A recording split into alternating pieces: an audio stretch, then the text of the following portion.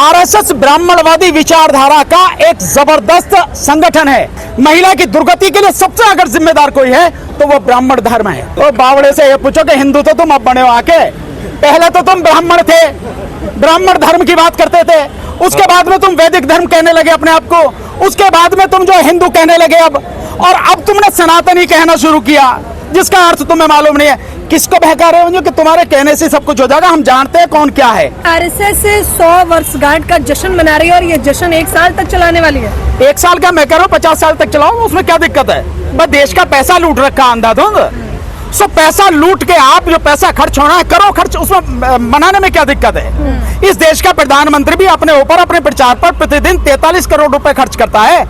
बात प्रोग्राम बनाने की नहीं है, देश की भलाई के लिए क्या कर रहे हो? क्या किया है आरएसएस ने देश की भलाई के लिए? एजुकेशन के क्षेत्र में क्या काम किया है?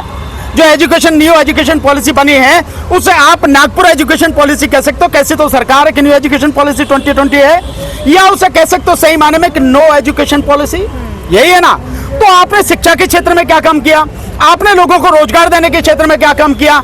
आपने उसके क्षेत्र में जो मेडिकल फैसिलिटी मिले उसके क्षेत्र में क्या काम किया? देश में सौहार्द बनाए रखने के लिए क्या काम किया? हर जगह नफरत, हर जगह घृणा, द्वेषभाव जो फैला रही है आरएसएस फैला रही है। आपने सर प्रतिज्ञा ली है लोगों के बीच में, आपने क्यों प्रतिज्ञा ली है? मैं तो इससे पहले बहुत पहले ही प्रतिज्ञा ले चुका था। मैं तो पहले से ही बुद्धिस्ट हूँ, लेकिन एक प्रोग्राम हो रहा है, इन प्रतिज्ञाओं को आप जितनी बार लोगे, जितनी बार दोहराओगे, आपके अंदर से डर निकलेगा, आपके अंदर एक विश्वास, आत्मविश्वास पैदा होगा, आपके अंदर सद्धम पर चलने का एक शक्ति जो है वो आपको मिलेगी। इसलिए मैंने प्रतिज्ञा ली है। यहाँ देश की यूनिवर्सिटीज में पढ़ाया जा रहा है सर, यहाँ देश की यूनिवर्सिटी में बच्चे जो हैं वो संघ परिचालक बन रहे हैं। ये मैं सारी चीजें देख रहा हूँ। ये सब कुछ समाज, दिल्ली यूनिवर्सिटी में भी आरएसएस शाखाएं लग रही हैं, और जिस तरह से शिक्षा के सिलेबस को यहाँ बदला जा रहा है, आरएसएस की विचारधारा को उसमें जगह दी जा रही है, उसमें अंदर रखा जा रहा है, ये सारी चीजें हैं सब कुछ। लेकिन इसके लिए देश के लोगों को समझने की जरूरत है, देश के लोगों को खड़े होने की जरूरत है, देश के लोगों को सड़क पर आकर संघर्ष करने की जरूरत है, अन्यथा ये आरएसएस पूरे देश को निकल जाएगी। कम से कम इस देश के SC, ST, OBC और माइनॉरिटी, विशेषकर मुस्लिम और ईसाइयों को, इनको तो निकल ही जाएगी यार। सर जो सड़क पर आने की बात कर रहे हैं, तमाम लोग सड़क पर आ रहे हैं, जैसे सोनम वांगचुक हैं, आज देखिए उनके ऊपर राजद्रोह का केस लग गया है, जोधपुर जेल में बंद है। तो ये केस वेस से डरने की जरूरत नहीं है। आप देखिए कितने हमारे देश के आजादी के लिए लड़े, शहीद हो गए ना। भगत सिंह जी शहीद हो गए इस बात के लिए। भगत सिंह जी चाहते तो बच सकते थे, उन्हें बचाया भी जा सकता था, लेकिन वो अपने आप जानबूझकर लोगों को जगाने के लिए उन्होंने फांसी के फंदे को स्वीकार किया। तो इस सबसे कि जेल हो जाएगी, मुकदमे हो जाएंगे, फांसी हो जाएगी, ये कायरों के काम है। लेकिन जो देश के लिए जीते हैं, समाज के लिए जीते हैं, उनके लिए इन चीजों का कोई मतलब नहीं। मान रही है ना, पाकिस्तान का कनेक्शन है उनसे। अरे वो मानने से क्या होता है? मोदी के ये मानने से, आरएसएस के मानने से, ये तनखैया जो उनके उसके IT सेल के कीड़े हैं, उनके ये मानने से कि सोनम वांगचुक उसके वहां से पाकिस्तान समर्थित व्यक्ति हैं, या पाकिस्तान से यहाँ फंडिंग हो रही है, या पाकिस्तान की विचारधारा को लेकर चलें। एक बात बताओ जरा, अभी यहाँ पे राजस्थान, वहाँ पे पाकिस्तान में एक अंतर्राष्ट्रीय सम्मेलन हुआ था, सोनम वांगचुक उस सम्मेलन में गए थे, पर्यावरण के ऊपर था। भारत सरकार ने वीजा दिया ना, भारत सरकार ने वो दिया बना के, पासपोर्ट है। अगर ये उनके आदमी थे तो क्यों दिया पासपोर्ट तुमने, क्यों दिया तुमने वीजा बना के? मतलब जब तुम्हारे मन में आएगा जैसा चाहोगे कह लोगे, लोग मान लेंगे, ऐसा नहीं होता। हाँ, तुम्हारे हाथ में सत्ता है, तुम उस सत्ता का दुरुपयोग कर रहे हो, और उस गुंडागर्दी के बल पर आप किसी भी व्यक्ति को जो है जेल में ठूस दे रहे हो, FIR कर दे रहे हो। कल तो मोदी जी आरएसएस की तारीफ कर करके भावुक। मोदी की कल की क्या बात है? मोदी के दिल में इस समय चापलूसी चल रही है कि किसी तरह से आरएसएस की कृपा उस पर बनी रहे और वो प्रधानमंत्री की सीट पर बैठा रहे, इसलिए चापलूसी कर रहा है। इस देश में संकट आया, आरएसएस खड़ा रहा, ये कह रहे हैं मोदी जी। तभी एक उदाहरण, मोदी के कहने से नहीं, एक उदाहरण मैं चैलेंज करके कह रहा हूँ, मोहन भागवत को कह रहा हूँ, पूरी आरएसएस को कह रहा हूँ, प्रधानमंत्री उसकी पूरी मंडली को कह रहा हूँ, एक उदाहरण, जिस दिन से आरएसएस का जन्म हुआ है आज तक, इस पल तक जब मैं बात कर रहा हूं, देश की सेवा के लिए, देश के लिए कुर्बानी देने के लिए एक उदाहरण बता दे। एक उदाहरण नहीं है। ये कार लोग हैं, ये देशद्रोही लोग हैं, ये देश के गद्दार लोग हैं। सनातनियों को तो एकजुट करने का काम कर रही है। सनातन काय का सनातन? सनातन का अर्थ मालूम है? सनातन क्या है? सनातन का मतलब है जो समय हमेशा से है, और हमेशा से नेचर है, आदमी नहीं, आदमी तो बाद में आया। और ये सनातन जो शब्द लिया है ये भी बुद्ध से लिया है, एस धम्मो सनातनो, वहां है ये शब्द इस्तेमाल जो हुआ है, वहां से लिया है। तो मतलब चोर तो है ही है, चुरा के ये सारे शब्द इस्तेमाल करते हैं। सीजेआई साहब की मां ने इनकार कर दिया, संघ के कार्यक्रम में नहीं जाएंगे। धन्यवाद, उनको बहुत बहुत बधाई, बहुत बहुत धन्यवाद। उन्होंने देश का, बाबा साहब का, इस देश के संविधान का और पूरे समाज का मान रखा, बहुत बढ़िया उन्होंने किया। मेरी तरफ से उनको बहुत बहुत बधाई। तो आपके हिसाब से राष्ट्रपति साहिबा को मंदिर के उद्घाटन में नहीं बुलाया था, इन्होंने इग्नोर कर दिया। ये राष्ट्रपति जी का काम है, वो राष्ट्रपति हैं यार, देश की सबसे पहली महिला है, वो फर्स्ट पर्सन है। तो ये उनको देखना है कि उन्हें अपना मान सम्मान बरकरार रखना है, बनाए रखना है, बढ़ाना है। ये इनके हाथों अपने मान सम्मान को रौंद देना, ये राष्ट्रपति को देखना। 100 साल लग गए संघ को दलित महिला को अपने कार्यक्रम में बुलाने के लिए, 100 साल वेट करना पड़ा। अरे वो भी अपमान कर रहे हैं। ये तो धन्यवाद सीजेआई साहब की मदद का कि उन्होंने मना कर दिया। 100 साल की बात छोड़ो, तुम्हें मालूम है आरएसएस की, आरएसएस ब्राह्मणवादी विचारधारा का एक जबरदस्त संगठन है और ब्राह्मणवादी विचारधारा अपनी ही माँ बहनों को, उनकी माताएं, बहनें, बच्चियां, पत्नियां, महिला, उन्हीं को अपने बराबर का दर्जा नहीं देते। अपने बराबर का, महिला की दुर्गति के लिए सबसे अगर जिम्मेदार कोई है तो वो ब्राह्मण धर्म है। इसीलिए बाबा साहब हिंदू कोड बिल लेकर आए थे।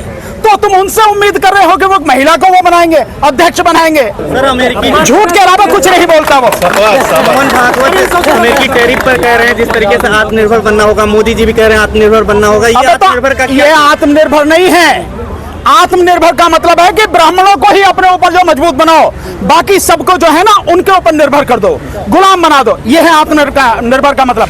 आत्मनिर्भर अगर बनना है तो देश के लोगों को एजुकेशन देनी पड़ेगी। जो दूर दराज के इलाके में बैठे हैं उन लोगों को भी जाति, धर्म और क्षेत्र की सारी सीमाओं को तोड़कर हर किसी को बेस्ट एजुकेशन देनी पड़ेगी और कंपलसरी देनी पड़ेगी, हर किसी को देनी पड़ेगी एजुकेशन। इसी से देश या दुनिया या कोई भी समाज आगे बढ़ता, व्यक्ति आगे बढ़ता। तो एजुकेशन का तो बेड़ा गर्क कर दिया तुमने। रही आरएसएस की बात, उनके पास अंधाधुंध पैसा है, देश को लूटा हुआ। उनके पास में जो है प्रचार माध्यम है, गुलाम मीडिया है उनके पास में। तुम के लिए, तुम्हारे लिए नहीं कह रहा, तुम तो आजादी मीडिया हो। जो गुलाम गोदी मीडिया है वो है उनके पास में, और उनका तनखैया आईटी सेल के कीड़े हैं जो चारों तरफ फैलाते हैं। तो उनके पास ये सब कुछ है, इसलिए प्रचार हो रहा, नहीं तो प्रचार का कोई मतलब नहीं। पर अच्छा की जीत का जश्न मन रहा है पूरे देश में। अभी तो मनाया ना, देखा भाई। आज के दिन सम्राट अशोक ने धम्म की दीक्षा ली, आज के दिन ही धम्म विजयदशमी के रूप में जो मनाया जाता, बाबा साहब डॉक्टर अंबेडकर ने 1956 में 14 अक्टूबर को धम्म दीक्षा ली। और इस देश में 2500 साल बाद बाबा साहब ने बौद्ध धर्म की एक ज्योति जगाई। तो ये हमारे लिए तो इससे ज्यादा और क्या होगी भाई? बुराई पर अच्छाई की विजय, इससे ज्यादा क्या होगा? हिंदू राष्ट्र बताया, प्राचीन हिंदू राष्ट्र कह रहे हैं भागवत जी इसको। तो बावड़े से ये पूछो कि हिंदू तो तुम अब बने हो आके, पहले तो तुम ब्राह्मण थे, ब्राह्मण धर्म की बात करते थे, उसके बाद में तुम वैदिक धर्म कहने लगे अपने आप को, उसके बाद में तुम जो हिंदू कहने लगे अब, और अब तुमने सनातनी कहना शुरू किया, जिसका अर्थ तुम्हें मालूम नहीं है। किसको बहका रहे हो कि तुम्हारे कहने से सब कुछ हो जाएगा? हम जानते हैं कौन क्या है। सर वांगचुक साहब को गर्म भूमि में डाल दिया, क्या ये स्लो डेथ की जा रही है वांगचुक साहब? देखिए, कुछ भी हो सकता है, लोगों की जिंदगी से कोई लेना देना नहीं है, लोग इस जिंदगी से खिलवाड़ करते हैं, कुछ भी हो सकता है। और मैं समझता हूं अगर ऐसा होगा तो इस सरकार को बहुत भारी पड़ेगा। और मैं आपके सामने चैनल पे कह रहा हूं कि सोनम वांगचुक के खिलाफ जो इन्होंने एनएसए लगाया, जो ये काम किया है, ये गैर संवैधानिक, गैर कानूनी जो काम किया है, ये काम इनका इस सरकार के, मोदी सरकार के ताबूत में एक बहुत मजबूत कील साबित होगी। सुप्रीम कोर्ट संज्ञान लेता क्यों नहीं सर? लेना चाहिए, बस कह रहा हूं, मैं भी कह रहा हूं भैया, सुप्रीम कोर्ट, सीजेआई साहब से मैं कह रहा हूं, सभी जजों से कह रहा हूं, भाई लोकतंत्र की हत्या हो रही है। आजादी, जो बोलने की आजादी है, संघर्ष करने की आजादी है, अनशन करने की आजादी है, उसे छीना जा रहा है।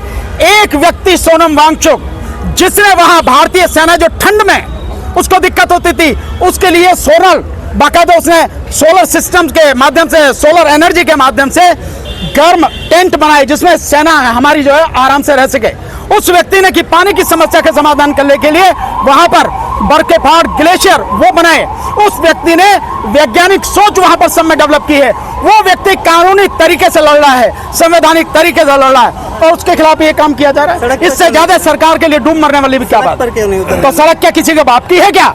संविधान ने अधिकार दिया है मुझे आंदोलन करने का, संघर्ष करने का।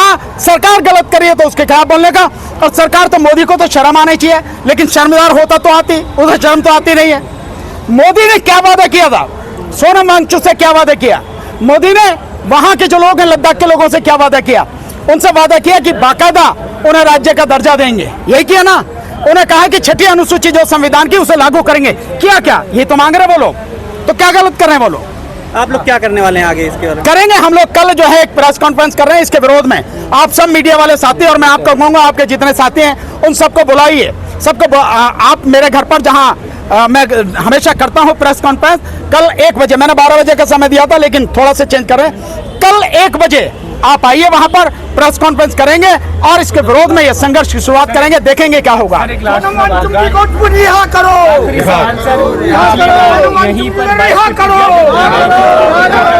कितना बड़ा विवाद हो गया था, मैं खड़ा हूं ना, सरकार को चैलेंज कर रहा हूं और जितने भी बाकी लोग हैं उनको भी चैलेंज कर रहा हूं। हमने 22 प्रतिज्ञा लिए हैं, अगर दम है तो इसका विरोध करके दिखाओ, हम जवाब देंगे उसका। तो महात्मा गांधी की जो हत्या की कोर्ट से, फिर उसे क्यों मानते हैं आरएसएस के लोग? ये हिंदुवादी संगठनों के लोग उसको क्यों मानते हैं? गोडसे को, गोडसे ने तो हत्या की, और ये भी सही है कि उसके हत्या के पीछे कहीं ना कहीं आरएसएस की विचारधारा का ही काम है, इसीलिए तो गांधी की हत्या की गई। और अभी जो फिल्म बनाई गई है, आप देख रहे होंगे, वो जो एक फिल्म बंगाल फाइल के नाम से आई है, क्या है वो बंगाल फाइल? भाई जिस समय बंगाल फाइल की बात करें उस समय गांधी वहां पर जो है नवाखाली वगैरह में जब झगड़े हो रहे तो वहां अब वही उसको शांति हो, किसी तरह के झगड़ा ना हो, उसी के लिए तो वहां पर थे ना, कलकत्ता में थे। और आप जो है उसके ऊपर फिल्म बना के इस देश का आज की तारीख में माहौल खराब करना चाहते हो। लोगों के दिमाग में जाति और धर्म का भेदभाव जहर घोलना चाहते हो, मुस्लिमों के प्रति घृणा आप फैला रहे हो, मुस्लिमों के प्रति, ईसाइयों के प्रति, दलितों के प्रति, ओबीसी के प्रति जो नफरत फैलाई जा रही है, कौन फैला रहा है इसे? इसका केवल और केवल एक ही संस्था है जो फैला रही है, वो आरएसएस। लेकिन सर पर वो तो कहते हैं सब हिंदू हैं, सब एक है, सबका डीएनए एक है। डीएनए भैया उनका एक होगा, और वो डीएनए जहां तक मेरी जानकारी है टेस्ट भी हुआ है, वो विदेशी डीएनए है, सब जानते हैं इस बात को। तो विदेशी डीएनए है, वो जो काम कर रहे हैं एक वर्ण के लिए काम कर रहे हैं, एक व्यवस्था के लिए काम कर रहे हैं, देश की भलाई के लिए काम नहीं कर रहे।